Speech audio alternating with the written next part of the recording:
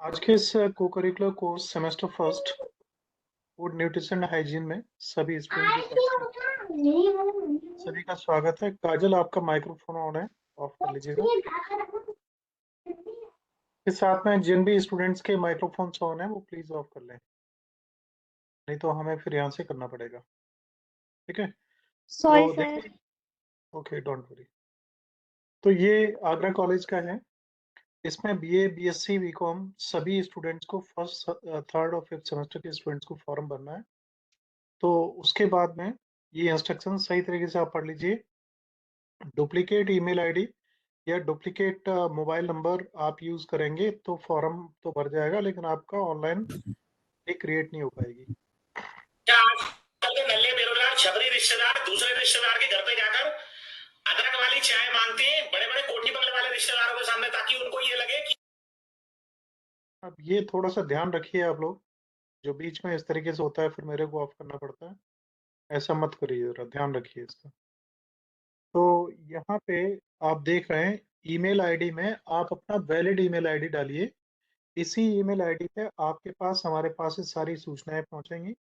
Email पहुंचेगा आपके पास में जैसे ही एग्जाम शेड्यूल होगा। एग्जाम देंगे तो उसका रिजल्ट भी आपके इसी ईमेल पे आएगा, और सारे कुछ के लिए इसी ईमेल क्या का यूज आजकल किया के जाएगा। नल्ले बेरोजगार छबरी भिखारी रोज पतरे और चप्पल चोर लड़के साले भिगमंगे बड़ी बड़ी कोठी बंगले वाली लड़कियों के सामने समझ में नहीं आ रहा है कौन है ये। अपनी भिगमंगी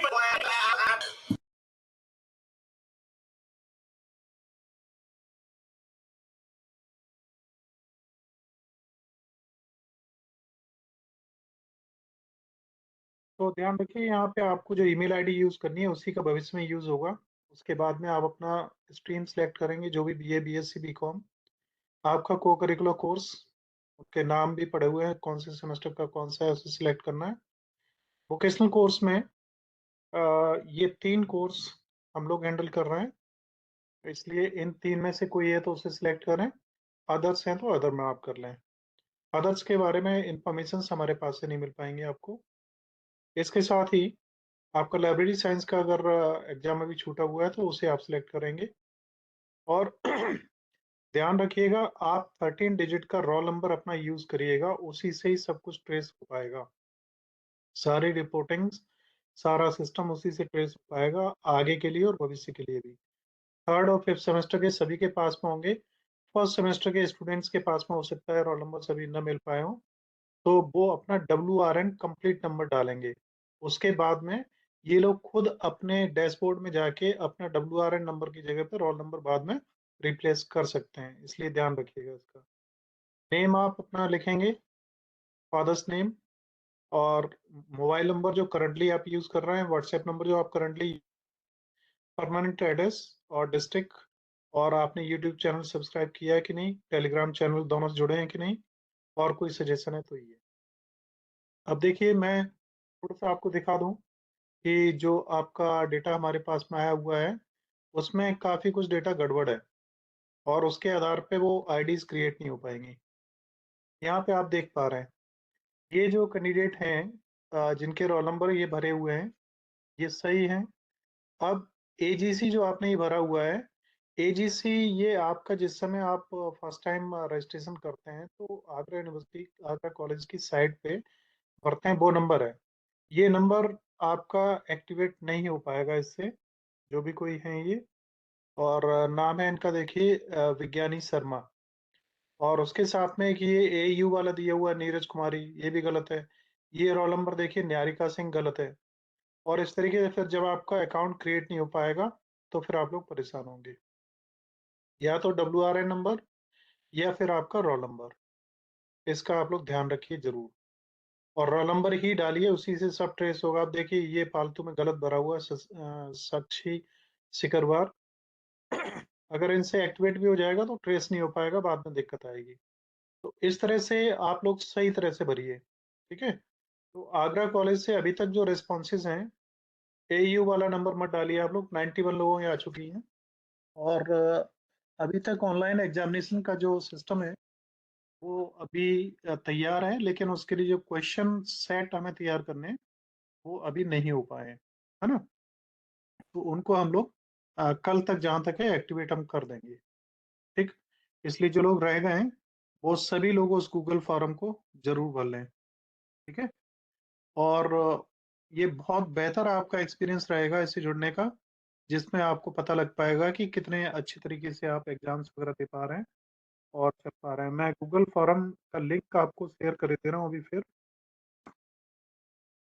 और इसको आप कॉपी करके कहीं भी रख सकते हैं। अभी इस समय तो जल्दी में आप नहीं भर पाएंगे, बाद में आराम से भर लीजिएगा। ग्रुप में भी मैंने शेयर किया था। ये पहला लिंक सेंट जॉन्स कॉलेज का है जो मैं आपको शेयर करने जा रहा हूँ, और इसके साथ ही मैं आगरा कॉलेज का भी अभी शेयर करूंगा। ये सेंट जॉन्स कॉलेज का है,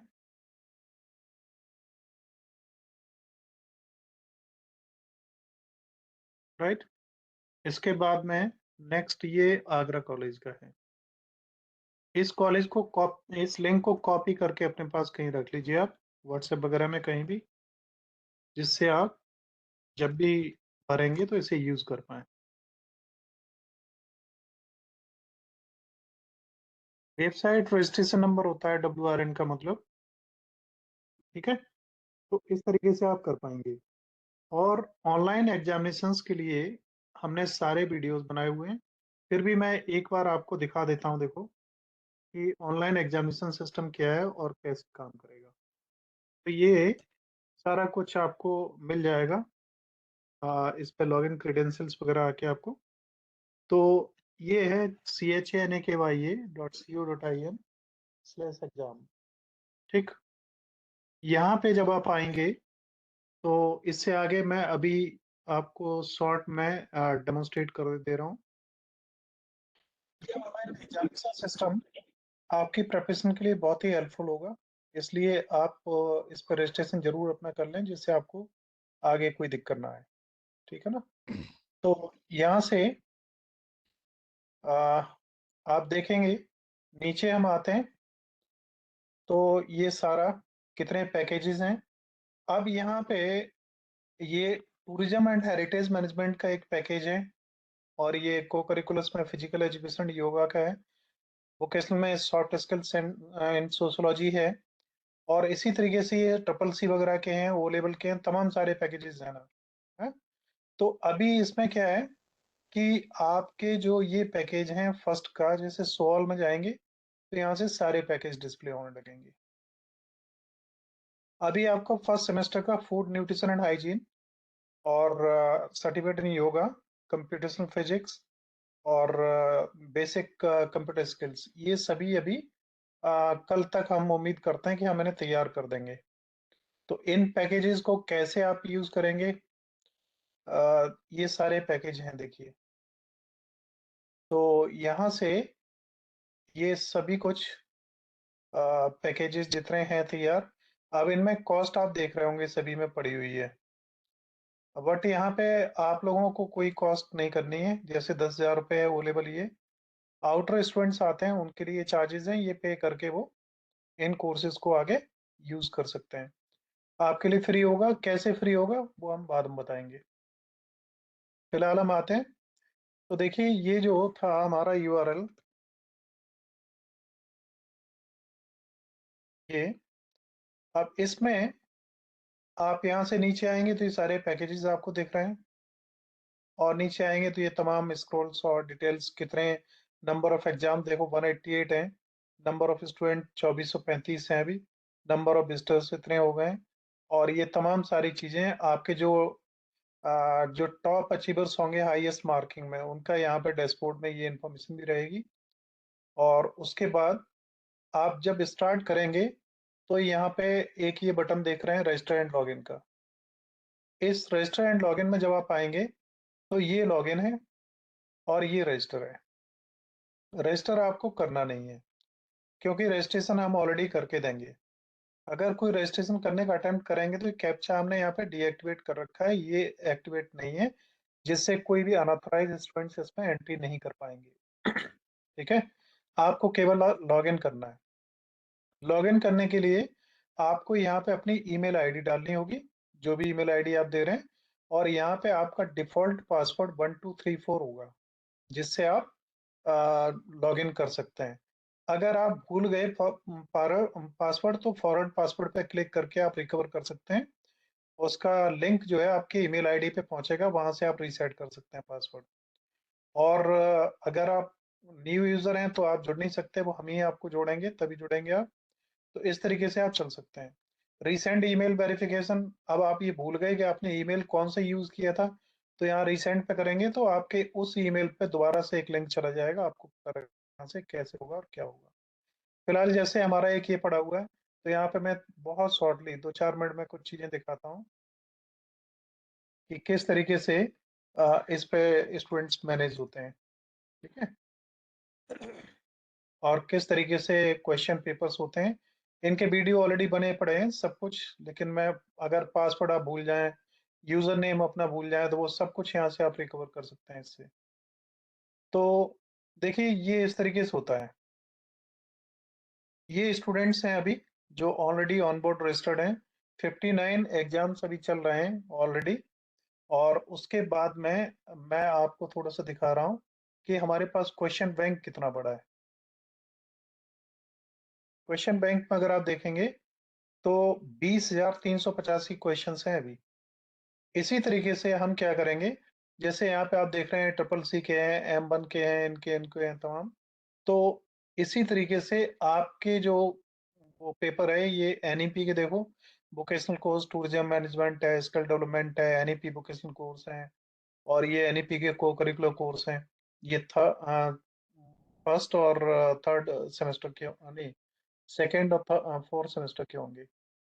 तो इस तरीके से ये सारा सिस्टम रहता है। अब इसे हम कैसे मैनेज करते हैं, वो पूरे वीडियोस बने पड़े हैं, वो आपको मिल जाएंगे सारे। जब आप एग्जाम देंगे तो एग्जाम में आपका क्या परसेंटेज रहा, क्या कुछ रहा, आपने एग्जाम में क्या कौन सा क्वेश्चन गलत किया, कौन सा सही किया, वो सारी रिपोर्ट आपको मिलेगी।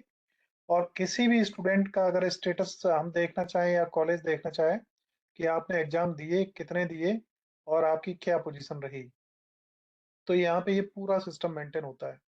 रिजल्ट में आप जाएंगे तो एक एक स्टूडेंट का टोटल उसने कितने एग्जाम्स दिए। जैसे हम यहाँ पे मान लो लिखे हैं अमित, तो अमित नाम का क्या कोई स्टूडेंट है जिसने कोई भी एग्जाम दिया है? तो इतने अमित आ रहे हैं, देखिए अमित कुमार, इनका ईमेल आईडी ये है और ये है। ये रिया मित्रा बोधी हैं, ये कौशिक पचौरी हैं। तो जिन लोगों ने भी जो भी कोई एग्जाम्स दिए हैं, अब ये कौशिक पचौरी जो है vocational course skill development in sociology के हैं, इन्होंने कोई एग्जाम दिए हैं, सेंट जॉन्स के हैं ये। तो यहाँ पे हम क्लिक करेंगे, इनका देखिए एक एग्जाम दिया है, उसमें इनके 40 में से 22% मार्क्स आए थे, और 50% पासिंग था, तो ये पास है।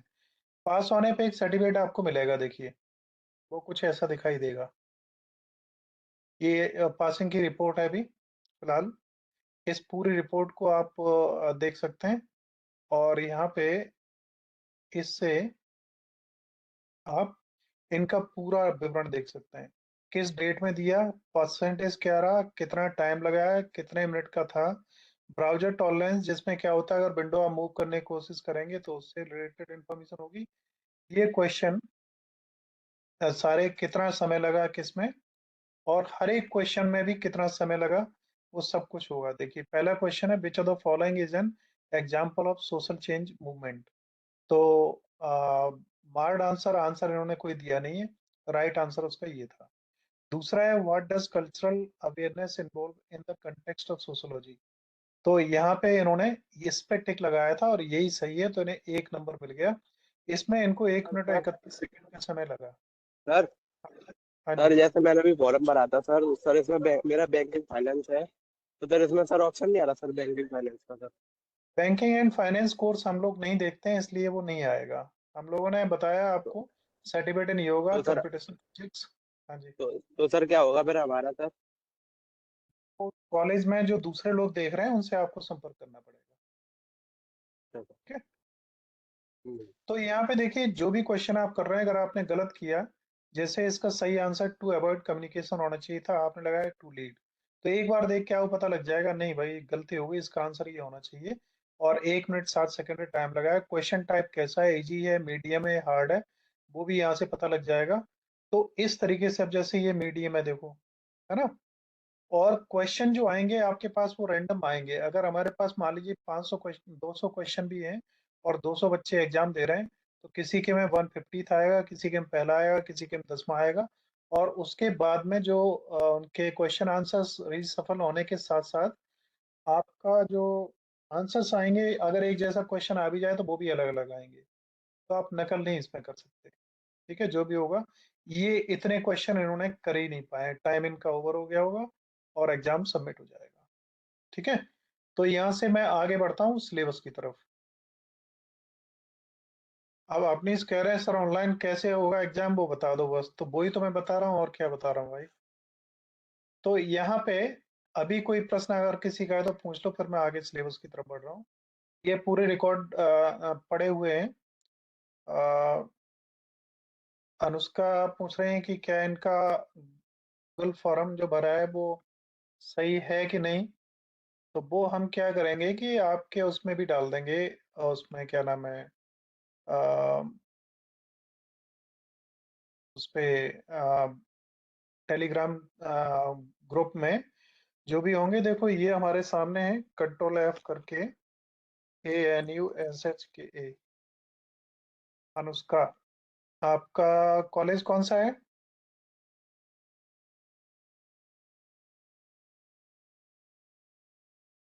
इसमें तो ये नहीं लग रहा है। और सेंट जॉन्स में जो भरे गए हैं उनमें अनुष्का ये है आपका, अनुष्का सिकरवार। और आपने AU नंबर दिया है, ये नंबर नहीं, आपको ये नंबर देना है 24 वाले। तो इन चीजों का आप लोग ध्यान रखेंगे।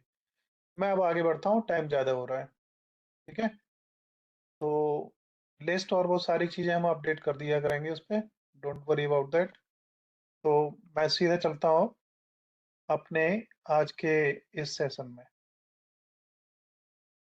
तो यहाँ पे आप देख पा रहे हैं आपका यूनिट 3 है, और आप बिल्कुल जिनका 8 तारीख को एग्जाम है वो बिल्कुल एश्योर्ड रहें कि आपका syllabus with in time cover होगा और प्रॉपर तरीके से कवर होगा। राइट, तो यहाँ से हम लोग आगे बढ़ते हैं।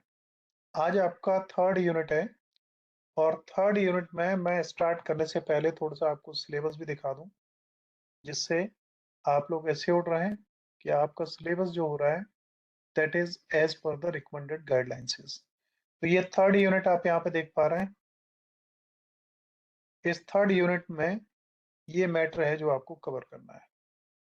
राइट, 1000 डेज न्यूट्रिशन, और फिर इस 1000 डेज न्यूट्रिशन में इसका कंसेप्ट क्या है, 1000 डेज न्यूट्रिशन का रिक्वायरमेंट्स क्या है, फैक्टर्स क्या है जो इसको बच्चे की ग्रोथ को प्रभावित करते हैं। फिर प्रीनेटल न्यूट्रिशन 0 to 280 डेज, जब गर्भ में रहता है बच्चा, तब क्या क्या न्यूट्रिशन चाहिए। Additional nutritional requirement and risk factors during pregnancy, pregnancy के पीरियड में मदर को एडिशनल न्यूट्रिएंट्स विशेष रूप से कौन कौन से चाहिए, उनकी रिक्वायरमेंट क्या होती है, रिस्क फैक्टर्स क्या जुड़े होते हैं प्रेगनेंसी से, इसके बारे में हम लोग पढ़ेंगे। और ये दो हम पार्ट कंप्लीट करेंगे आज, A और B। राइट, उसके बाद में C वाला कल कवर करेंगे, 2 दिन में ये यूनिट कवर हो जाएगी। तो इस तरीके से हम लोग आगे बढ़ेंगे। ठीक है, अभी तक अगर किसी का कोई प्रश्न है तो आप मेरे से पूछ सकते हैं, फिर मैं आज का प्रेजेंटेशन स्टार्ट करता हूँ। और देखिए, बैंकिंग एंड फाइनेंस वगैरह, बैंकिंग एंड फाइनेंस है, मशरूम कल्टीवेशन है, प्लांट नर्सरी मैनेजमेंट है, ये चीजें आपको कॉलेज से ही पता लगेंगी। इन्हें हम लोग नहीं देख पाए, इसलिए हम इनके बारे में आपको जानकारी नहीं दे पाएंगे। ठीक है ना। फूड न्यूट्रिशन का जो एग्जाम है, एक तो यूनिवर्सिटी की तरफ से OMR पे होगा, और बाकी का जो कॉलेज की तरफ से है वो ऑनलाइन हो सकता है, उस पर भी कुछ कंफर्मेशन नहीं है। और इसमें अगर किसी को अभी भी कुछ पूछना है तो पूछ लीजिए, मैं स्टार्ट करता हूँ। टाइम ऑलरेडी ज़्यादा हो रहा है, चलिए यहाँ से मैं इस टॉपिक को स्टार्ट करता हूँ। So once again, I would like to thank you all who are joining this session today. We are going to start 3rd unit. Today is 25th of January 2024, and the heading of this third unit is 1000 days nutrition. 1000 days almost लगभग 2 साल का period होता है बच्चे का। 2 साल का period ही बच्चे का पूरी लाइफ टाइम की फाउंडेशन स्टोन होता है। तो उस फाउंडेशन स्टोन को हम जितना मजबूत रखेंगे, आप जानते हैं नींव जितनी मजबूत होगी बिल्डिंग उतनी ही बुलंद बनेगी। अनफॉर्चुनेटली हम लोग अनप्लान्ड तरीके से चलते हैं, और सही बात यह है कि बिल्कुल लोग अवेयर नहीं होते हैं इस मामले में। बच्चे पैदा होना ऊपर वाले की देन है, खुदा की देन है, और इस तरीके की चीजें करके अपनी रिस्पॉन्सिबिलिटीज को हम लोग पीछे कर लेते हैं, जबकि बच्चे को पैदा करने के लिए भी बहुत प्लान्ड होना चाहिए, जिससे एक बहुत अच्छा बच्चा पूरे होलिस्टिक वेलनेस के साथ डेवलप हो और लाइफ टाइम वो अच्छे तरीके से जिए। बट अनफॉर्चुनेटली इस बारे में कुछ भी नहीं सोचा जाता, सब कुछ एक्सीडेंटल होता है। तो इसमें हम पढ़ेंगे कि किस तरीके से प्रीनेटल और पोस्टनेटल स्टेजेस जो हैं उनमें बच्चे को फूड न्यूट्रिशन एंड हाइजीन से रिलेटेड क्या कंसेप्ट है उनके। मैं आगे बढ़ता हूँ। देखिए, maternal nutrition needs to be addressed during pregnancy for the child's first 1000 days of life, or roughly between conception and a child's second birthday. अब मैटरनल न्यूट्रिशन क्या है? मैटरनल न्यूट्रिशन मीन्स माँ को दिया जाने वाला भोजन। तो माँ को जो भोजन दिया जाता है वो बच्चे का गर्भ धारण, माँ जो गर्भ धारण करती है तब से लेके 1000 दिनों तक का जो फूड की प्लानिंग है वो होनी चाहिए बहुत प्रॉपर, है ना। उसमें क्या होता है कि माँ के अंदर एक और जीवन पल रहा होता है, उसे भी एनर्जी चाहिए होती है, तो माँ को ज्यादा एनर्जी की जरूरत होती है उसमें। अब इसमें देखिए 270 डेज से 280 डेज का पीरियड जो है वो प्रेगनेंसी का होता है, और 730 डेज के लगभग फर्स्ट 2 इयर्स का पीरियड होता है। तो इस पीरियड में माँ को बच्चे को बड़ा करने के लिए, एक तो जिस समय वो फीटस होता है, भ्रूण होता है उसके पेट में, उस समय बहुत सारी एनर्जी चाहिए होती है।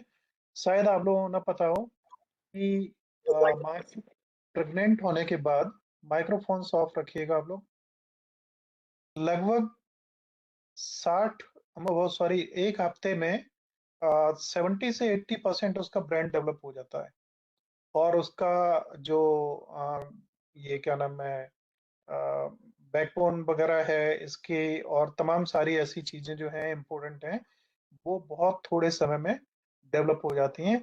तो उस डेवलपमेंट के लिए सारे न्यूट्रिशंस, सारे प्रोटीन्स और सारे माइक्रो न्यूट्रिएंट्स वगैरह की जरूरत ज्यादा होती है, जिस समय अर्ली पीरियड होता है। आगे हम बढ़ते हैं। इसके बाद में जब बच्चा पैदा होता है तो माँ को ब्रेस्ट फीड कराना पड़ता है बच्चे को, तो उसमें भी माँ को काफी कुछ पौष्टिक आहार चाहिए होता है। देखिए, during this time child's brain capacity and structure are shaped at an exponential rate. 80% of the brain develops within the first 1000 days. तो लगभग 1000 दिनों में उसका 80% दिमाग जो है वो विकसित हो चुका होता है। समझिए, जब बच्चा बोल नहीं पाता, कुछ नहीं कर पाता है, तो उस समय उसका इतना डेवलपमेंट ऑलरेडी हो चुका होता है ना। तो आप लोग अपने स्क्रीन पर देख पा रहे हैं, कोई प्रॉब्लम तो नहीं आ रही है?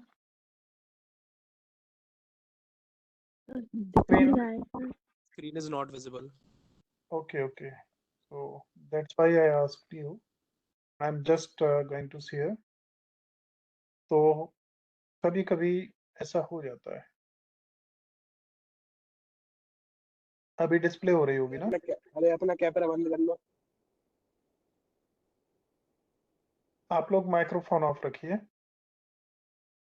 तो यहाँ से हम आगे बढ़ते हैं।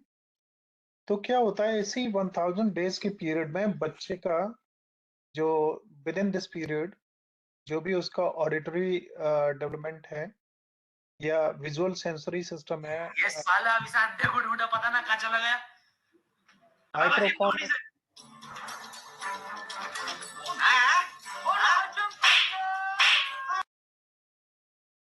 कौन से कलाकार हैं, इन्हें देखना पड़ेगा भाई, समझ में नहीं आ रही इनके आज। चलिए हम आगे बढ़ते हैं, ठीक है। एक को होस्ट मेरे को लगाना पड़ेगा इन्हें देखने के लिए। तो इसके साथ ही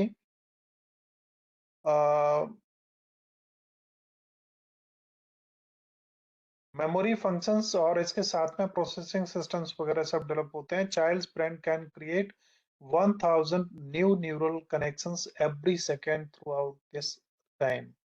अब आप समझिए, एक सेकेंड में 1000 न्यूरॉन्स डेवलप होते हैं बच्चे के दिमाग में। तो एक सेकेंड में 1000 न्यूरॉन्स, तो फिर आप समझ लीजिए 2 साल तक डेवलपमेंट होता है। कितने न्यूरॉन्स होंगे और कितनी क्षमता होगी ब्रेन की। आगे बढ़ते हैं। Throughout the child's growth in the mother's womb and outside, 4 distinct stages have been identified. 4 stages होती हैं बच्चे की। एक तो फर्स्ट में 9 मंथ्स टू 0 मंथ्स या 0 to 9 का है, माँ के गर्भ में, ठीक, 270 डेज का लगभग टाइम। दूसरा 0 to 6 मंथ्स, ये प्रीनेटल है और ये ब्रेस्ट फीडिंग है, पोस्ट प्रेगनेंसी है, पोस्ट डिलीवरी है। तो ये ब्रेस्ट फीडिंग का पीरियड 6 महीने का लगभग होता है। और उसके बाद में 6 महीने से 12 महीने का तीसरा पीरियड जो है, उसमें बच्चे को कुछ सॉलिड प्रोडक्ट्स देने शुरू हो जाते हैं। फिर 12 महीने से जब ऊपर हो जाता है, 1 साल से ऊपर, तो आमतौर पर हमारे घर में जो भी डाइट बनती है, उस डाइट को हम बच्चे के आवश्यकता के अनुसार देने लगते हैं। अब अनफॉर्चुनेटली यहाँ पे मैं एक चीज आपके साथ शेयर करना चाहूंगा कि आमतौर पर घरों में ये होता है कि बच्चे को बहुत अच्छी उसकी ग्रोथ हो, इसलिए इसलिए उसको क्या ले आओ, बॉर्नवीटा ले आओ, और उसको क्या लाओ, दुनिया भर के जो लिक्विड्स हैं वो ले आओ, और जे ले आओ वो ले आओ। ये सब चीजें केवल उसके दिमाग को मंद करने के लिए हैं, इसके अलावा कुछ भी नहीं है। प्योरली प्रोसेस चीजें उसे दीजिए, वो बेहतर है। ये बॉर्नवीटा, हॉर्लिक्स और दुनिया भर के जो और पाउडर्स टाइप के आते हैं, प्रोसेस चीजें बिल्कुल नहीं देनी चाहिए, ये गलत है सभी, है ना। नेक्स्ट हम आगे बढ़ते हैं। अब the power of the first 1000 days क्या है? देखिए, 1000 दिन का जो पीरियड है वो बच्चे के लिए सबसे ज्यादा क्रूशियल होता है, जैसा कि अभी आपने देखा होगा। यहाँ पे आप देख रहे हैं तो ये प्रेगनेंसी पीरियड है 270 डेज का। उसके बाद में ये इन्फेंसी है, छोटा बच्चा जब बहुत होता है। ये टोडलर रोड है, जब बच्चा थोड़ा सा बड़ा हो जाता है, शरारतें करने लगता है और ज्यादा गड़बड़ियां करनी शुरू कर देता है। तो और लेकिन इन्फेंट से लेके टोडल तक बच्चे को माँ दूध पिलाती है। और आजकल के दिन में अनफॉर्चुनेटली फॉर ऐसा और हो गया है कि माताएं दूध नहीं पिलाती हैं, वो इसे ओल्ड फैशन समझती हैं। साथ में बहुत लोगों का जो ज्यादा एडवांस है, उनका ये मानना है कि दूध पिलाने से मदर की जो फिजिकल गेस्चर है ना, वो बिगड़ जाती है। तो अपने आप को मेंटेन करने के लिए बच्चे को दूध नहीं पिलाएंगे, उसके लिए वो या तो सूखे डिब्बे वाला दूध, जो कि अपने आप में खुद ही जहर होता है। मैंने बताया था कि जो गायें हैं स्विट्जरलैंड और तमाम स्वीडन वगैरह में, उनका जो दूध होता है वो जहरीला होता है, उसे वो लोग पीते भी नहीं है। उसको पैक करके मार्केट में इंडिया जैसे में आ जाता है। तो हमारे बच्चों को मंदबुद्धि बनाने के लिए वो काफी सहायक है ना।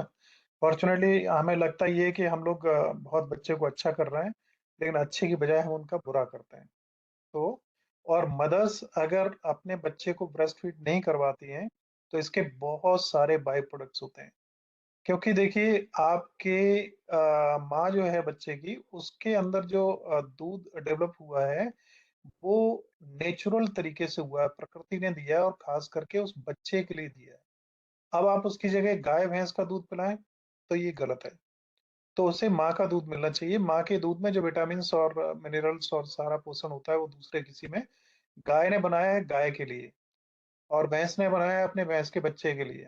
तो आपको मंदबुद्धि बनाना है, भैंसे जैसा बनाना है बच्चे को, तो फिर आप उसे भैंस का दूध पिलाइए, बेहतर है ना। तो होता ये है कि इन चीजों पे कतई गौर नहीं किया जाता, जबकि ये चीजें काफी गौर करने लायक हैं। मैं आगे बढ़ता हूँ। कंसेप्ट क्या है देखिए, अब इसमें न्यूट्रिशन में हमारे जो है 1000 डेज न्यूट्रिशन का कंसेप्ट क्या है? Foundation for future health. तो फाउंडेशन फॉर फ्यूचर हेल्थ भविष्य में जो स्वास्थ्य रहेगा बच्चे का, उसकी आधारशिला इसी 1000 दिनों में रखी जाएगी।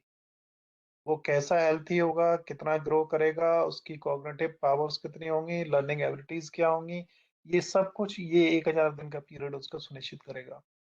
और जबकि कभी गौर नहीं किया जाता इतना ज्यादा। तो मैं समझता हूँ आप सभी लोग यंग हैं, ये पढ़ाई जो आप कर रहे हैं, इस पढ़ाई को पढ़ाई तक सीमित नहीं रखेंगे। आप भी वुड बी पेरेंट्स हैं आने वाले समय के लिए। तो इन चीजों को बहुत प्लान करके, बहुत केयरफुली बच्चे को एक अच्छा बच्चा बनाने के लिए आपकी ये भूमिका होनी चाहिए। केवल ये नहीं कि बच्चा आपने पैदा किया और बस भगवान भरोसे छोड़ दिया। ये तो प्रकृति में हर जानवर होता है। व्यक्ति ही एक ऐसा है और आदमी का बच्चा ही एक ऐसा है जो 2-3 साल में चलने फिरने और बेहतर होने लायक बनता है। नहीं तो बहुत ज्यादा बच्चे ऐसे होते हैं जो पैदा होते ही तुरंत चलने फिरने लगते हैं। और आपको मालूम है एक प्राणी ऐसा है जिसका बच्चा पैदा जो होता है, तो बॉम्ब में पैदा होने के बावजूद भी उसे अपने पास उसे एक दूसरे बॉम्ब में रखना पड़ता है कुछ समय के लिए। कौन सा है प्राणी वो मालूम है किसी को? और कंडीशन एक ये होती है कि उस बच्चे को उसके, यस कंगारू है, प्रशांत बता रहे हैं। तो कंगारू का क्या होता है कि उसके यूटरस से बच्चे को निकलने के बाद उसकी थैली होती है पेट में नीचे की तरफ, उसमें जाना होता है। तो वहां पे वो कुछ समय तक उसमें रहता है, तब वो पूरा इस लायक हो पाता है कि बाहर आ पाए, है ना। आगे हम बढ़ते हैं। और अधिकतर जानवरों के बच्चे पैदा होते ही चलना शुरू कर देते हैं और ह्यूमन बींग्स में ही सबसे लंबा टाइम लगता है। नेक्स्ट है the first 1000 days from conception to 2 years of age। गर्भ धारण से लेके 2 साल तक में। तो 0 to 9 माँ के गर्भ में, 0 to 6 breast feeding, 6 to 12 solid कुछ, और उसके बाद में greater than 12 transition to family diet. तो ये है। तो अब इसमें न्यूट्रिशनल रिक्वायरमेंट्स क्या होती हैं? देखिए कंसेप्ट हमने पढ़ा, अब हमारे रिक्वायरमेंट्स हैं। रिक्वायरमेंट में proper nutrition during pregnancy is essential for foetal development. Foetal या फीटस भ्रूण को बोलते हैं। और भ्रूण क्या होता है आप लोग जानते हैं ना।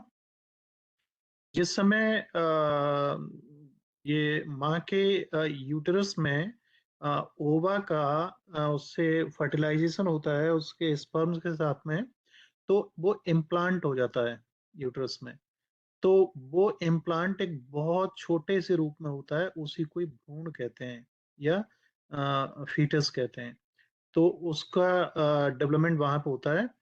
और शायद आप लोगों को ये जानकारी हो या ना हो कि जो वुमेन्स का मेंस्ट्रुएशन साइकिल होता है उसमें ओवा बनता है और बनने के 14 दिन बनने में लगते हैं और 14 दिन उसको डिस्ट्रॉय के नए बनने में लगते हैं।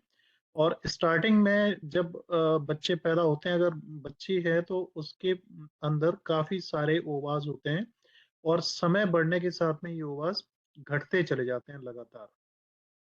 ठीक है। और एक एज आती है जहाँ पे ओवास का बनना बंद हो जाता है, वहीं पे जो मेंस्ट्रुएशन साइकिल है वो भी बंद हो जाता है। तो उसको एक कुछ नाम दिया जाता है, मेरे को भी ध्यान नहीं आ रहा है। और मेल्स में क्या होता है, जो स्पर्म्स होते हैं उनकी संख्या कितनी होती है शायद आप नहीं समझ पाएंगे। 1 ml में 100 मिलियन के लगभग भी मेनोपॉज कहा जाता है बिल्कुल, जिस समय उनके अंदर वो ओवास बनने बंद हो जाते हैं। तो 1 ml स्पर्म्स में लगभग 100 मिलियन के करीब स्पर्मेटोजोआज होते हैं। उनमें से कोई एक स्पर्मेटोजोआ जाके वुमेन्स के एक ओवा से रिएक्ट करके और ये फीटल वाली जो प्रोसेस है इसको स्टार्ट करता है। यहाँ से प्रेगनेंसी स्टार्ट होती है, इसको कंसेप्शन कहते हैं। इस प्रक्रिया को जिसमें ओवा एक स्पर्म से मिलके इम्प्लांट हो जाता है, इसको कंसेप्शन कहते हैं, या हम कहते हैं उसने कंसीव कर लिया, प्रेगनेंसी धारण हो गई। ठीक। इसके बाद में अब प्रेगनेंसी धारण होने के बाद में एक तो फॉलिक एसिड, आयरन, कैल्शियम और न्यूट्रिएंट्स, ये सब अब माँ को ज्यादा चाहिए क्योंकि उसके अंदर एक नया जीवन और पैदा हो रहा है जिसको भी एनर्जी की जरूरत है ना। तो अब स्पेशल डाइटरी रिक्वायरमेंट शुरू हो जाती हैं जो माँ को दी जानी चाहिए। और अनफॉर्चुनेटली न तो माताएं इस चीज को ध्यान रखती हैं कि उन्हें ऐसा करना चाहिए, और घर वालों को भी नहीं पता है कैसा करना चाहिए। उन्हें सिर्फ ये पता है कि डॉक्टर के पास गए, डॉक्टर ने कुछ दवाइयां लिख दी, तो वो क्या करते हैं, दवाइयां सारी सप्लीमेंट्स होते हैं।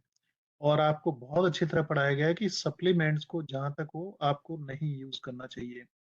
प्राकृतिक रिसोर्सेज हैं, उनसे अपनी विटामिन, मिनरल्स और जो भी ट्रेस मिनरल्स वगैरह हैं, या मैक्रो मिनरल्स हैं जिसमें ये प्रोटीन है, फैट है, कार्बोहाइड्रेट्स वगैरह है, उनसे आपको पूरी आवश्यकता करनी चाहिए।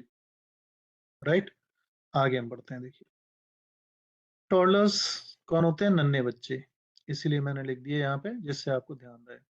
टॉडलर्स जो होते हैं इनके थोड़े से दांत वांत आने लगते हैं, तो ये हर चीज को मुंह में ले जाते हैं, दबाते हैं, काटते हैं और तमाम शरारतें करने लगते हैं, बहुत कुछ करने लगते हैं। तो टॉडलर्स का न्यूट्रिशन कैसा होना चाहिए?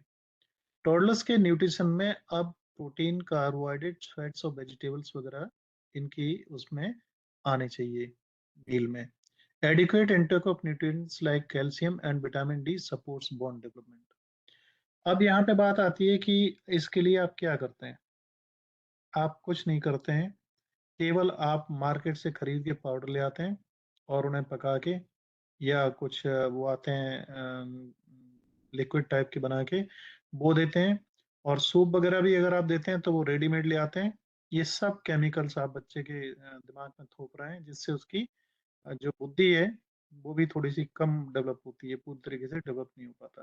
तो don't go for the processed and packed food, try to make fresh, है ना। अब आप देखिए, आप अगर कोई सूप लाते हैं मार्केट से, केवल आपने पानी डाला और वो तैयार, और उसका अच्छी तरह विज्ञापन किया जाता है, 2 मिनट में मैगी तैयार। अब 2 मिनट में मैगी तैयार, तो मैगी आपने शायद अगर इंटरनेट पर आप सर्च करना, तो कई ऐसे बच्चों को प्रॉब्लम्स हो चुकी हैं जिन्होंने नूडल्स, पास्ता या मैगी वगैरह खाई, वो आंतों में एज इट इज फंस गई, और उसके बाद ऑपरेशन करके उन्हें जिस तरीके की खाई थी उसी फॉर्म में आंतों से निकालना पड़ा, तब उनकी जान बच पाई। तो 2 मिनट का काम कैसे होगा वो आप जानते ही हैं। पैसे तो कमाए जा सकते हैं, लेकिन क्वालिटी नहीं। Factors affecting growth. अब बच्चों की जो ग्रोथ है उसे कौन प्रभावित करता है? तो ग्रोथ में आप जानते हैं सबसे ज्यादा कैल्शियम का पार्ट होता है, माइक्रो मैक्रो न्यूट्रिएंट्स का होता है। इनके बारे में आप अच्छी तरीके से पहले पढ़ चुके हैं। और फीडिंग प्रैक्टिसेस में जो ब्रेस्ट फीडिंग है वो बहुत जरूरी है बच्चे के लिए। कुछ लोगों में एक मिसकंसेप्शन होता है कि पहली बार जब माँ का दूध आता है वो बच्चे को नहीं पिलाना चाहिए। या कई लोग क्या करते हैं, आपके घर में गाय या भैंस है, वो जब डिलीवरी होती है उसकी, तो पहली बार उसका दूध आता है, तो वो दूध अगर गर्म करते हैं तो वो फट जाता है, तो कहते हैं कि वो दूध अच्छा नहीं होता। जबकि सही बात यह है कि सबसे ज्यादा मिनरल और विटामिन उसी दूध में होते हैं, इसी वजह से वो फटता है। तो बच्चे को वो दूध, गाय या भैंस आपके घर में है तो उसे जरूर पिलाना चाहिए, जबकि लोग नहीं पिलाते हैं। और मदर हैं तो मदर्स को भी फर्स्ट जो ब्रेस्ट फीडिंग है वो करवानी चाहिए। उसमें कुछ गलत नहीं होता, वो बेहतर होता है। आपको मालूम है, आपके मुंह में सुबह लार बनती है, कई लोग उठ के मुंह में पानी डाल के और उसे थूक देते हैं, ये बहुत गलत है।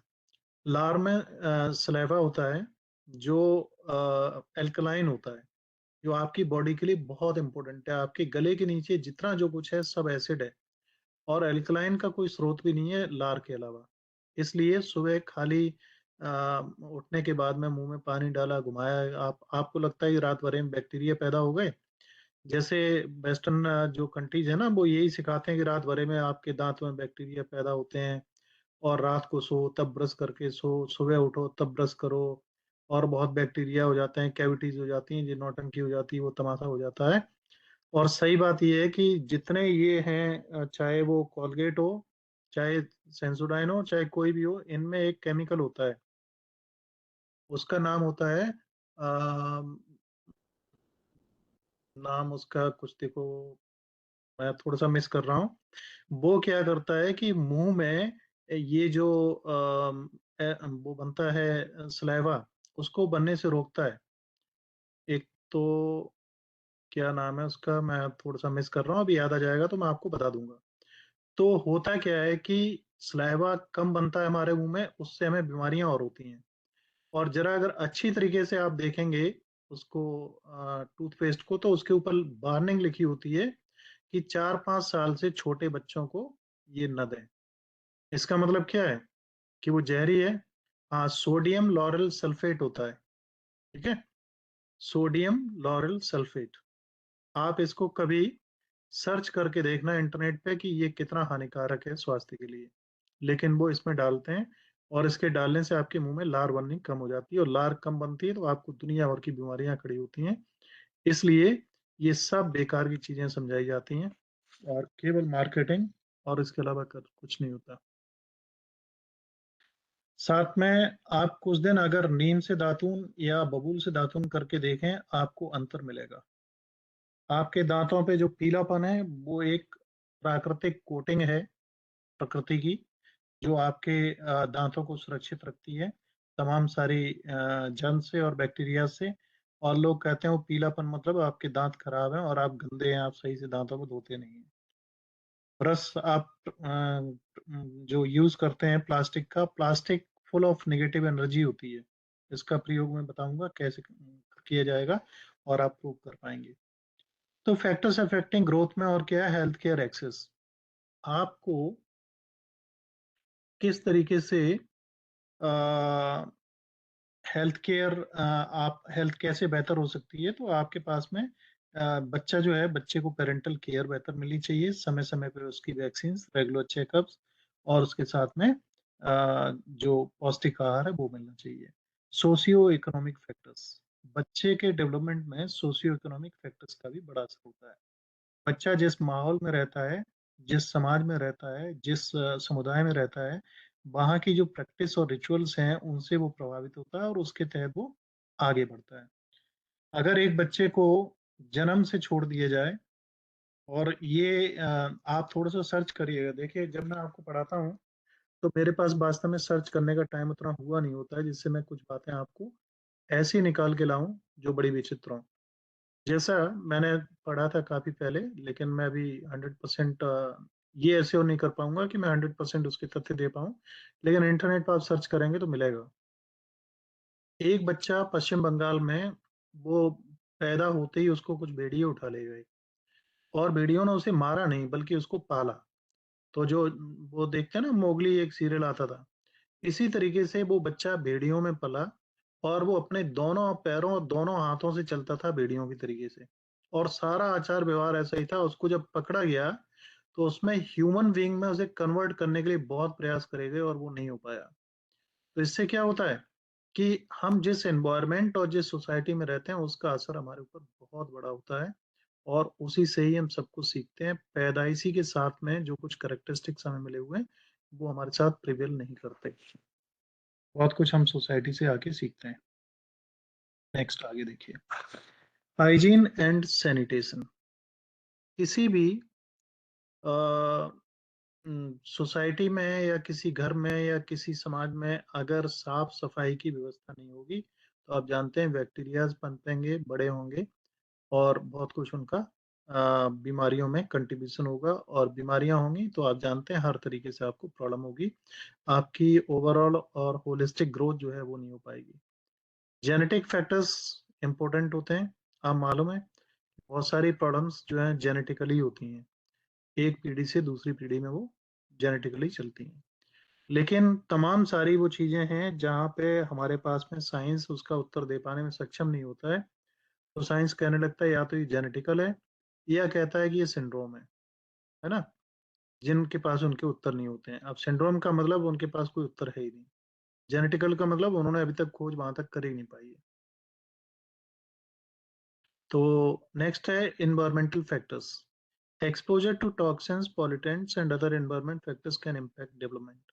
तो किसी भी बच्चे का विकास वहाँ जो जिस माहौल में रह रहा है वहाँ का माहौल दूषित है, पर्यावरण दूषित है, या इस तरीके की जो दिक्कतें हैं, तो उनका भी उसके ग्रोथ पर असर पड़ेगा।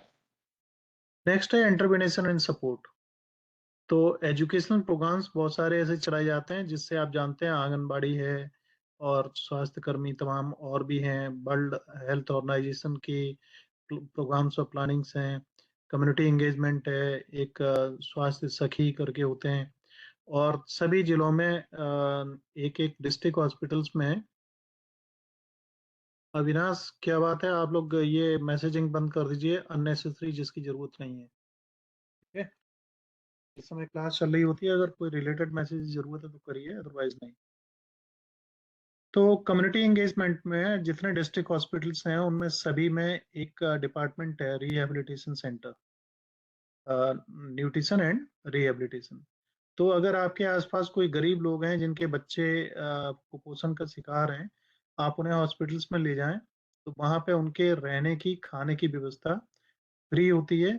उसके साथ हम माता के भी रहने की व्यवस्था होती है, और फिर पूरी तरीके से उनकी देखभाल होती है। उनकी जिम्मेदारी सरकार लेती है, और उन्हें कुछ पैसे भी फिर दिए जाते हैं खाने पीने के लिए, अपने आप को न्यूट्रिशन और डाइटेटिक्स लेवल पे बेहतर बनाने के लिए। उसमें आप लोग भी हेल्प कर सकते हैं ऐसे गरीबों के लिए। राइट, आगे बढ़ते हैं। अब प्रीनेटल न्यूट्रिशन क्या है? Prenatal nutrition means pre delivery. ठीक है, डिलीवरी से पहले। तो देखिए यहाँ पे क्या लिखा है, parental prenatal development is the growth of a single celled zygote formed by combination of sperms and egg into a baby। तो अभी मैंने बताया था कि जब जिस समय इम्प्लांट होता है ये क्या कहते हैं, फीटस, तो उस समय उसको जाइगोट कहा जाता है। जाइगोट एक सिंगल सेल्ड होता है, और प्रीनेटल शब्द जैसा आप यहाँ पे देख रहे हैं, Latin word pre means before और नेटस मीन्स बर्थ, तो बर्थ से पहले का। तो अब प्रीनेटल डेवलपमेंट क्या हुआ कि बर्थ से पहले का मतलब माँ के गर्भ से बाहर आने से पहले। तो इसमें क्या होता है कि बच्चा कैसा बढ़ रहा है, प्रॉपर बढ़ रहा है कि नहीं बढ़ रहा है, उसको न्यूट्रिशन प्रॉपर मिल रहा है कि नहीं मिल रहे हैं। तो ये तमाम सारे हमारे पास में आजकल मशीनें हैं, अल्ट्रासाउंड वगैरह हैं, और तमाम सारी मशीनें हैं, उनके द्वारा हम इन सब चीज़ों को सुनिश्चित कर सकते हैं कि प्रीनेटल न्यूट्रिशन जो है प्रॉपर बच्चे को मिल रहा है कि नहीं मिल रहा है। भोजन में कोई कमी हो रही है तो तमाम टेस्ट वगैरह है उनसे पता लग जाता है। इसके साथ ही बच्चा कैसा बढ़ रहा है, बच्चे की ग्रोथ कैसी हो रही है, बच्चे में कोई कमी तो नहीं है, बच्चे में किसी भी तरीके के अगर कोई ऐसी चीजें होती हैं, तो तमाम हमारे टेस्ट हैं वो इस समय इसको वो कर लेते हैं। तो आगे देखिए, the development of the spine, skull and brain starts in the first week of the pregnancy. Pregnancy के पहले हफ्ते में ही उसकी स्पाइन, उसका सिर और उसका ब्रेन, ये डेवलप होने शुरू हो जाते हैं। ऐसी अवस्था में फॉलिक एसिड जो है वो बहुत इंपॉर्टेंट रोल अदा करता है, और ये स्पाइनल कॉर्ड, उसके बाद में न्यूरल ट्यूब्स वगैरह जो होती हैं, जहाँ से न्यूरॉन्स आप जानते हैं, और नर्व्स हमारे जिसमें सिग्नल्स वगैरह हमारे जाते हैं, तो उन सब चीज़ों का डेवलपमेंट यहाँ से स्टार्ट हो जाता है। इसमें फॉलिक एसिड एक इम्पोर्टेंट भूमिका निभाता है। प्री नेटल न्यूट्रिशन में 0 to 280 डेज, मतलब अप टू बर्थ, जब तक डिलीवरी नहीं होती है तब तक का ये पीरियड होता है। तो इसमें क्या होता है, जो मदर है उसे इस पीरियड में काफ़ी केयर करनी पड़ती है, और खाने पीने में बहुत ज़्यादा ध्यान रखना पड़ता है, क्योंकि and another life is taking work inside her, so she have to take care of herself and the baby who is going to be born. Foetal development में क्या होता है कि जो फीटस, जो यूटरस में प्लांट हुआ है, वो जब बढ़ता है तो उसके ऑर्गन टिश्यू और वाइटल सिस्टम्स वगैरह डेवलप होते हैं। उसके लिए तमाम सारे न्यूट्रिशनल जो डाइट है बेहतर की जरूरत होती है, और न्यूरल ट्यूब भी इसी समय जैसा पेशे हमने बताया था वो डेवलप होती है, जिससे न्यूरॉन्स और हमारा नर्वस सिस्टम वगैरह बनता है। Prevention of birth defects, importance of prenatal nutrition के अंतर्गत हैं ये सारे। तो प्रिवेंशन ऑफ बर्थ डिफेक्ट्स में क्या होता है कि छोटी छोटी सी कमियां जन्म के समय पर अगर हो जाती हैं तो आजीवन ठीक नहीं हो पाती, बच्चा पूरी लाइफ एक विकलांग की तरह से रहता है। इसलिए इन चीजों का बहुत इंपॉर्टेंस है। अब देखिए, iron, zinc, calcium, sodium, potassium, इन सब के बारे में आप पहले पढ़ चुके हैं। तो जब आप पैदा हो गए तब तो उन चीजों की जरूरत है ही, लेकिन बच्चा जो पैदा हो रहा है उनमें अगर इनकी किसी कमी हो गई तो ये उसका बाई बर्थ डिफेक्ट हो जाएगा, जिसको ठीक करना भी बड़ा मुश्किल होता है। और माँ में अगर विटामिन बी की कमी हुई, एनीमिया खड़ा हो जाएगा। विटामिन सी की कमी से आपको मालूम है स्कर्वी होता है। और विटामिन के से ब्लीडिंग ज्यादा हो गई तो वो नहीं रुकेगी। विटामिन ई से आपको मालूम है स्किन और तमाम सारे डेवलपमेंट हैं वो सपोर्ट करते हैं। और इसके साथ ही दुनिया भर की बीमारियां माँ को खुद को भी लग जाएंगी अगर उसने सही तरीके से नहीं देखा तो। ऑप्टिमल बर्थ वेट एक तो सही हो, उसका सही प्रोग्रेस हो। तो इसको रिड्यूस करने के लिए बहुत सारे जो मेडिकल प्रैक्टिशनर्स हैं उनसे रेगुलर सलाह लेने की ज़रूरत है। इम्यून सिस्टम सपोर्ट के लिए vitamin C, vitamin D, zinc और तमाम सारी जो चीज़ें हैं पहले भी पढ़ाई जा चुकी हैं। ये मदर के लिए इनकी रिक्वायरमेंट उस समय और ज़्यादा बढ़ जाती है। बोन डेवलपमेंट में कैल्शियम का रोल है, आपको पता है। और ऐसा माना जाता है कि कैल्शियम सबसे ज़्यादा दूध में होता है, लेकिन बहुत सारी अदर चीज़ें हैं जिनमें कैल्शियम उससे भी कई गुना ज़्यादा होता है। Iron and haemoglobin level, iron और हीमोग्लोबिन की अक्सर कमी हो जाती है और ये प्रॉपर बनाए रखने की ज़रूरत होती है माँ को। तो आमतौर पे आयरन की टैबलेट्स और लिक्विड्स वगैरह भी दिए जाते हैं और ये फ्री भी बांटे जाते हैं जो प्राइमरी और सीएससी हेल्थ सेंटर्स होते हैं, अगर आप जाते हैं तो। हेल्दी प्रेगनेंसी वेट गेन, तो प्रेगनेंसी के टाइम में जो वेट है वो भी गेन हो जाता है मदर का, क्योंकि एक बच्चा उसके अंदर पल रहा होता है। तो ओवरवेल वेट गेनिंग होती है तो ये कंसर्न है चिंता का, जिसे दिखाने की जरूरत है। ब्रेन डेवलपमेंट में ओमेगा 3 फैटी एसिड का बहुत बड़ा रोल होता है। और ओमेगा 3 फैटी एसिड आप जानते हैं एलडीएल जो एक कोलेस्ट्रॉल होता है जो हमारे हार्ट की प्रॉब्लम्स भी खड़ी करता है, तो उस उसको भी नियंत्रित करता है। और ये सबसे ज्यादा किस्म पाया जाता है, कल भी हम लोगों ने डिस्कस किया था, जो वो होती है क्या नाम अलसी बोलते हैं जिसको, उसमें पाया जाता है सबसे ज्यादा। ये बेबीज के ब्रेन और विजन, दृष्टि मतलब आंखों और दिमाग के विकसित होने में भी वो रोल अदा करता है। और ब्लड शुगर कंट्रोल ये जरूरी है, अगर ऐसा नहीं हुआ तो इससे गैस्ट्रोइंटेस्टाइनल डायबिटीज और तमाम short and long term mother and child दोनों पे इसका असर पड़ सकता है। नेक्स्ट है प्रेगनेंसी से transformative period in a woman's life marked by remarkable changes in body in nutrients and supports the growth of new life. तो अब ये additional nutrients required and risk factors during pregnancy. तो pregnancy के दौरान कौन कौन से न्यूट्रिशनल रिक्वायरमेंट्स और ज़्यादा चाहिए होती हैं और हम इनका कैसे केयर करें। तो इसमें देखिए कैल्शियम है और वही सोडियम है, आयोडीन है, जिंक है। ये सब चीज़ें जितने भी आपने माइक्रो मैक्रो न्यूट्रिएंट्स पढ़े हैं उन सब की ज़रूरत होती है और इन्हें पर्याप्त मात्रा में लिया जाना चाहिए। जैसे आज की डेट में अगर आप तिल के लड्डू हैं, तिलपट्टी है या गजक है, इस तरह की चीजें खाते हैं तो तिल में बहुत ज्यादा फैट होता है जो हमारी बॉडी के लिए रिक्वायरमेंट होती है। हमारी बॉडी भी सीजन के हिसाब से ही चीजों को पसंद करती है। इसी गजक को गर्मी में नहीं खाते कोई, है ना। और इन मूंगफलियों को गर्मी में नहीं खाते, उस समय ये आती भी नहीं है ज्यादा। तो जब जिसकी जरूरत है तभी वो चीज उपलब्ध होती है। नेक्स्ट हम देखते हैं, तो न्यूट्रिशन ड्यूरिंग प्रेगनेंसी में क्या खाना चाहिए क्या नहीं खाना चाहिए। चाय कॉफी ज्यादा ना हो, अनकुक्ड फूड ज्यादा ना हो, कच्चे अंडे ना हो, एल्कोहल और रॉ फिश एंड मीट। अब आप समझिए कई लोग ऐसे हैं मीट और रॉ उसको फिश को कच्चा भी खाते हैं। और चाइना के अगर कुछ आप वीडियो देख लें तो आपको आश्चर्य होगा कि जीवित राक्षस जिन्हें कहा जाता है वो है मेंढक, मकड़ी, कुत्ते, बिल्ली और ये कॉकरोच जो भी मिल जाएंगे वो सब खा लेंगे। और उन्हें बाकायदा इतने इतने मतलब विचित्र प्राणी हैं, आप अगर देखेंगे तो आपको पता लगेगा वो क्या करते हैं। एक बड़ा स्टैंडर्ड और बड़ा शौक है कि वहां पे जैसे जो गाय या भैंस है या बकरी है उसके यूटेरस में जो बच्चा पल रहा है, फाड़ के उसे जिंदा निकाल के और सीधा उसे तल के वो खाएंगे।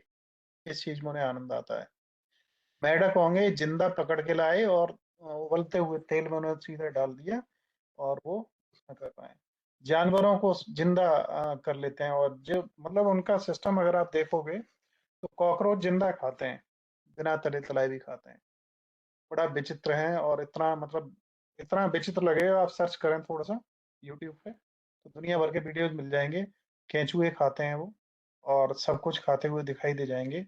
ये जो होते हैं क्या नाम है, दुनिया भर के कीड़े मकोड़े जितने जिन्हें आप छुएंगे नहीं, उन्हें खाते हुए मिलेंगे। दूसरे जिन्हें हम लोग कहते हैं सुंडियां, जो पड़ जाती हैं, उनमें प्रोटीन बहुत होता है, क्योंकि प्रोटीन की बनी होती है पूरी। वो खाते हैं खूब मजे से। तो जिन चीज़ों को हम लोग कभी हाथ भी नहीं लगाएंगे, उन्हें बड़े प्रेम से खाया जाता है, बड़ा स्टैंडर्ड का माना जाता है। और एक ये बहुत बड़ा रिवाज चलने लगा है कि पेट फाड़ के बच्चे को निकाल के खाना। ये कहाँ का, कितनी प्रोटीन होगी इसमें, कितना चाहिए होगा, लेकिन ऐसा चल रहा है। खाना क्या चाहिए आपको? Green vegetables, beans and lentils, dry fruits, milk, yoghurt और फ्रूट्स। और आप में से कोई जानते हैं कि एक देश का राष्ट्रपति था, वो बच्चों का मीट खाया करता था। 5, 6, 7, 8 साल के बच्चों का मीट। बच्चे उस देश में बहुत गायब होते थे, और बाद में पता लगा कि वो राष्ट्रपति है वहां का जो बच्चों का मीट खाता है। उसके बाद में उस राष्ट्रपति को अपना देश छोड़ना पड़ा, जंगलों में भागना पड़ा, फिर उसके बाद में जनता ने उसे मार दिया। और उसका अफ्रीकन कंट्री है एक, उसका था, और शायद उसका नाम छैल कबीला या ऐसा करके कुछ था। तो ऐसे ऐसे लोग दुनिया में हैं, आप सर्च करेंगे सब मिल जाएंगे। मेरे पास में टाइम की बहुत ही ज्यादा लिमिटेशन होती है, इसलिए मैं बहुत ऐसी चीजें, अनोखी चीजें लेके आ सकता हूँ आपके सामने। लेकिन अभी सिलेबस से हमें लिमिटेड रहना है, और सिलेबस को कवर करना है विद इन पीरियड। आपको भी मैं एक चीज कहूंगा, इंटरनेट, यूट्यूब और दुनिया भर का ये समुद्र जो है इंफॉर्मेशन का, आप इन इंफॉर्मेशंस में केवल वो ही इंफॉर्मेशन लें जो आपकी लाइफ के लिए जरूरी है। अदरवाइज समुद्र में पानी पीने से आप समुद्र को सूखा नहीं लेंगे।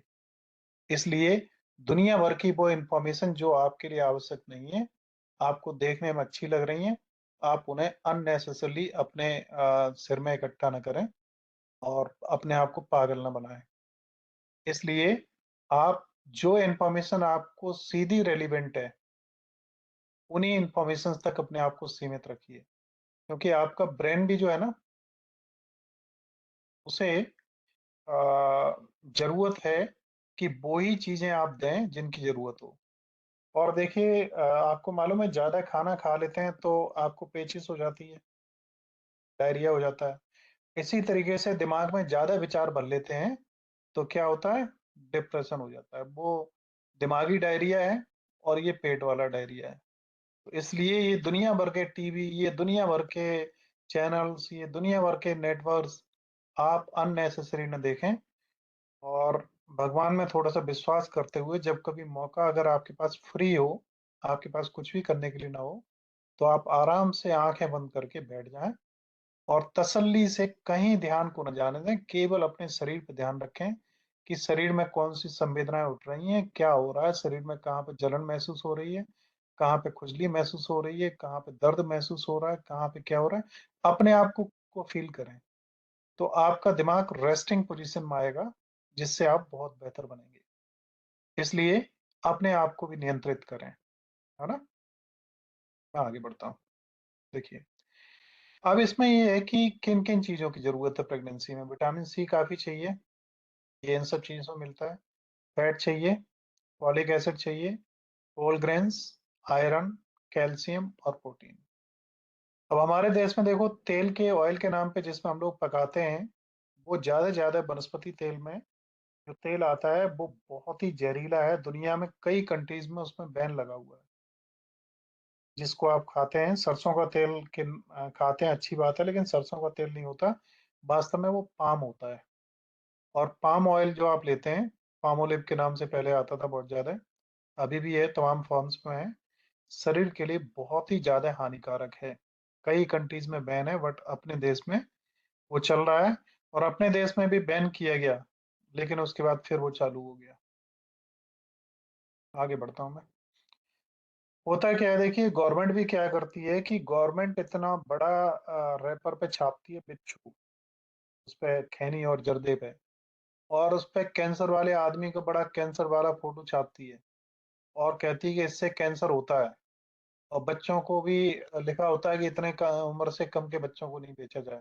सर सरसों अगर का तेल तो अच्छा बताया जाता है, क्योंकि घर की खेती का हो तो और भी अच्छा बताते हैं, तो फिर वो सरसों खराब का क्यों? तेल, सरसों का तेल मैं खराब नहीं बता रहा हूँ, मैं बता रहा हूँ पामोलिव का, जो इसका आता है, पाम का ऑयल आता है, वो सरसों में ये लोग क्या करते हैं, सरसों के तेल के नाम पे सरसों का तेल होगा 30% और 70% उसमें होगा पाम का, मिलावट वाला होता है वो। सरसों का अगर आप खाएं तो सरसों आप खरीदें और सामने पिरवा लें, वो सबसे बेहतर है। और सरसों का भी जो प्रोसेस होके आता है फैक्ट्रियों से बंद बोतलों में या पैकेट्स में, वो भी गलत है।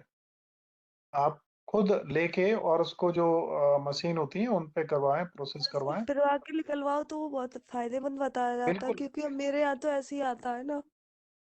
हाँ, एक चीज मैं और बता दूं आपको, सरसों का तेल जो आप अगर पिरवाएंगे तो उसको जिस समय आप सब्जी बनाने के लिए बर्तन में डालेंगे, गर्म करेंगे, तो उसमें से ऐसी स्मेल और झड़प निकलेगी कि आपकी आंखों में लगेगी वो, और उसमें कुछ वो भी बनेगा झाग जैसा।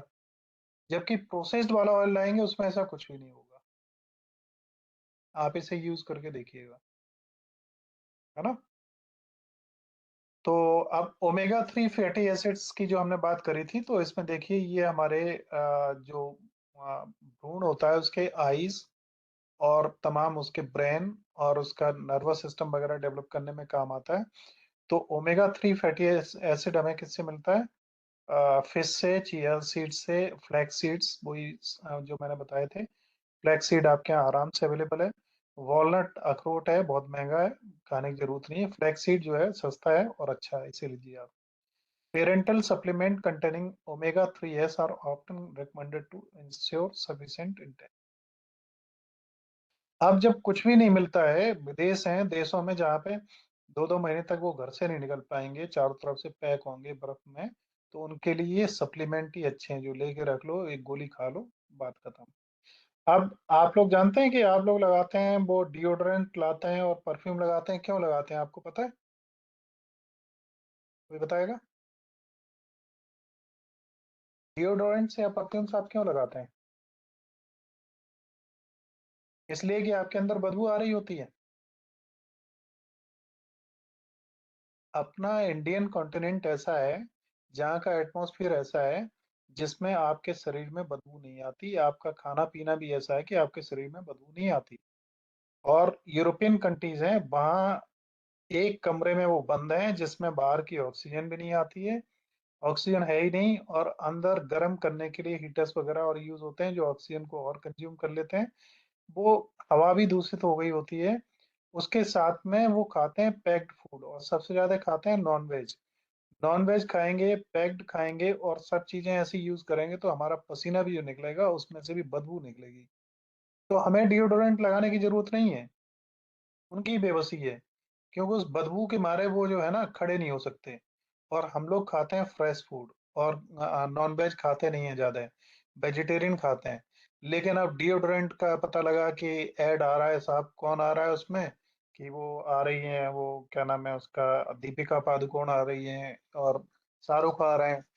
तो भाई साहब हमारे अंदर तो कोई बदबू नहीं आ रही है ना, हम ऐसी सही चीजें गली खाते हैं सौ दिनों में, ना कुछ है। आप कभी है ना, एक पिज्जा खरीदना अच्छा सा, किसी अच्छे ब्रांड का, और कुत्ते को डाल देना, तो आप देखना कुत्ता सूंघ के चला जाएगा, उसमें एक मुंह भी नहीं मारेगा। लेकिन अगर ब्रांड है और उसके पैकेट पे ब्रांड का नाम लिखा हुआ है, आपके घर पे आ रहा है, तो आप चाहोगे भी 10 लोग देखें कि इस ब्रांड का पिज्जा आपके घर पे आया, है ना। तो कुत्ते, जानवर तक भी इतने अवेयर हैं कि वो ऐसी चीजों को नहीं खाते हैं, लेकिन आदमी ही एक ऐसा पागल है जो जहर तक टेस्ट करना चाहता है कि कैसा होता है। आगे, विटामिन डी की काफी आवश्यकता होती है, विटामिन B12, ये सभी आप डिटेल्स में पढ़ चुके हैं, इसलिए मैं बहुत ज्यादा इस पर कुछ नहीं बोलूंगा। टाइम भी ओवर होने जा रहा है, हम लास्ट की तरफ ही हैं। फिर विटामिन सी की हमें काफ़ी ज़रूरत होती है, आयोडीन की ज़रूरत होती है। इन सब चीज़ों के बारे में पिछले सेशन में आप लोग पढ़ चुके हैं, राइट। अब इसके रिस्क क्या है, देखिए, रिस्क फैक्टर्स एंड कंसिडरेशंस, ये लास्ट टॉपिक है, इस पे हमें ध्यान देने की थोड़ी सी जरूरत है। एक तो टीनेज प्रेगनेंसी, कई जगह पे बाल विवाह की प्रथा अभी भी है। 12-15 साल में शादी कर दी जाती है। इस समय उस बच्चे का अपना खुद का शारीरिक विकास पूरी तरह से नहीं हुआ होता है। ऐसे में अगर वो प्रेग्नेंट हो जाती है तो उसके अंदर एक बच्चा और पल रहा है, तो ऐसे में इसे टीनेज प्रेगनेंसी कहते हैं। टीन मीन्स जिसमें भी टीन लगे, जैसे 12 तक तो आप बच्चे रहे, 13, 14, 15, 16, 17, 18, 19, तो और 20, तो 20 तक आप टीन में आते हैं, और 18 तक मान के चलिए, 18 के बाद में फिर ये माना जाता है कि मैच्योरिटी आ जाती है। ओके, तो ये टीन एज में प्रेगनेंसी जो है वो रिस्की होती है। नेक्स्ट है मल्टीपल प्रेगनेंसीज। आपके पेट में अगर 2 बच्चे पल रहे हैं तो आपको पता ही है कि मल्टीपल है, और आपकी न्यूट्रिशन और डाइट वगैरह और ज़्यादा बेहतर चाहिए।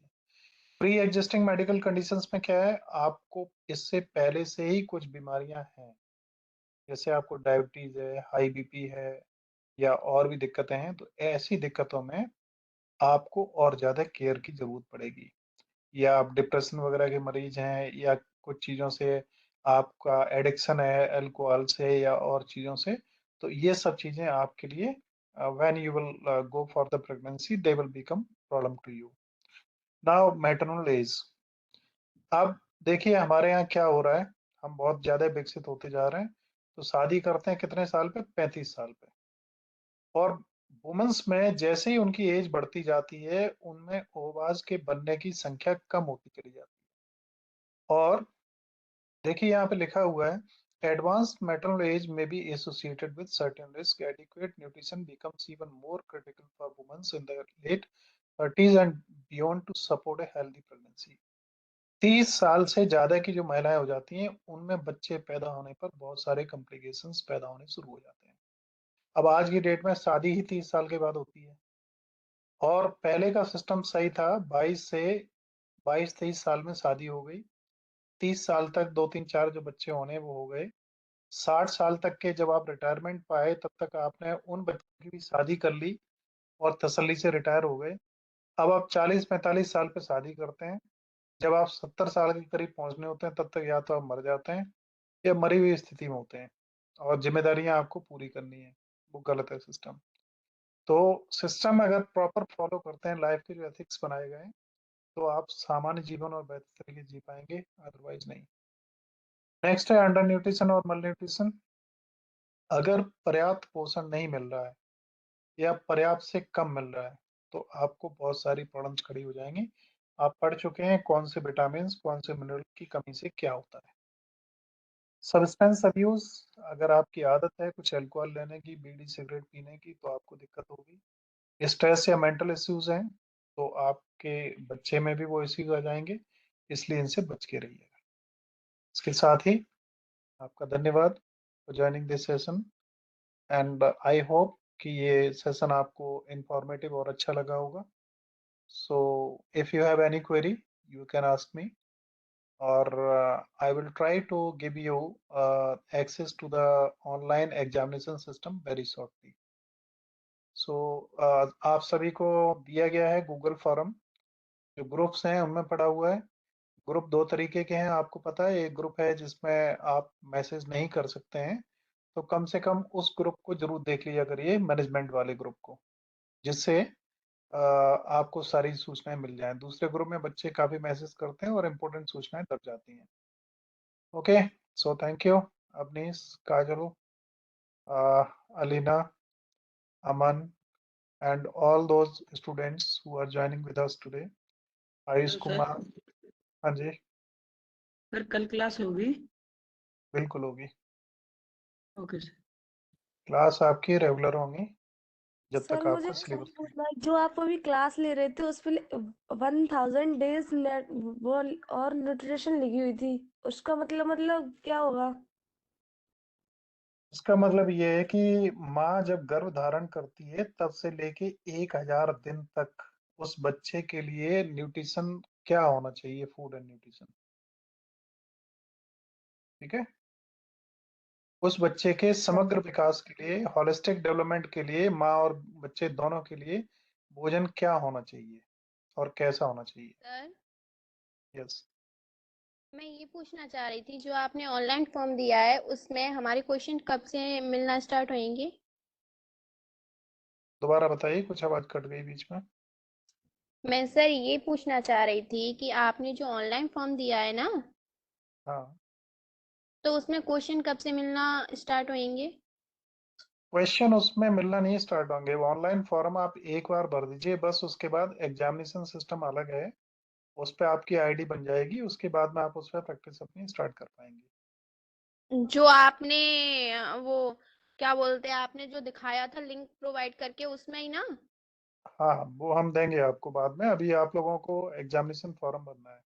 वो सर सॉरी, आगरा कॉलेज का भी दिया है एग्जामिनेशन फॉर्म। आगरा कॉलेज और सेंट जॉन्स कॉलेज दोनों के अलग अलग गूगल फॉर्म्स दिए गए हैं, तो वो आपको भरने हैं। सर हमको ये कैसे पता चले कि हमने वो करेक्ट फिल कर दिया है?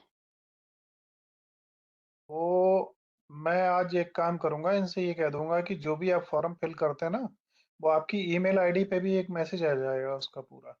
जी सर, ये आप, अच्छा रहेगा। हाँ, वो मैं अभी आज ही एक्टिवेट करवा दूंगा। Thank you. सर वो आज वो आप पीडीएफ देने वाले थे, उसका क्या हुआ सर? पीडीएफ भी देंगे, जल्दी दे देंगे आपको। Okay sir. ऑनलाइन एग्जाम पे भी हमारी प्रायोरिटी है कि उसे हम जल्दी स्टार्ट करवा पाएं, वैसे ही हम दे देंगे। और कोई क्वेश्चन किसी का? No question sir sir. जो पेपर कोड है उसका, वो एडमिट कार्ड पे कोड नहीं आया सर, गुडनेस एंड हाइजीन वाला। काजल, मैं आपके क्वेश्चन को रिप्लाई करता हूँ उससे पहले मैं रिकॉर्डिंग यहाँ ऑफ कर दूँ, वीडियोस यस लंबे हो सर। जाते हैं।